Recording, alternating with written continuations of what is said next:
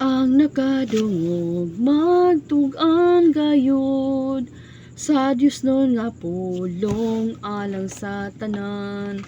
Malipayong pulong imantala na ang tanan makaduol.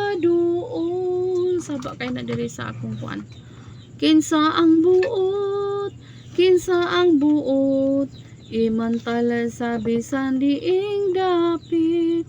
Ang Diyos natong Ama nagatawag, ang tanan makaduol. Imo siyang duolon sa madali, pultahang binuksan mo sulod ka na. Bugtong buhing dalan mao si Jesus, ang tanan makaduol. Kinsa ang buot imantala sa bisan diing dapit.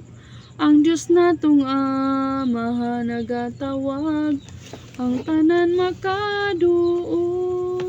Kinsay mo buot may saad siya, kung magapadayon sa pagtuon niya. Kinsay mo buot mabuhi man gayud, ang tanan makaduol. Kinsa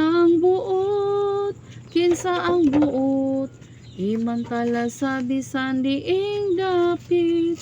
Ang Diyos natong Ama nagatawag, ang tanan makaduol.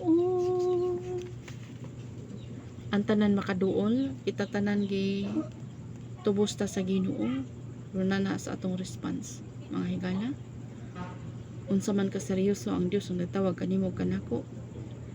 So ato sa siyang seryosohon, no? Ato siyang seryosohon. God bless.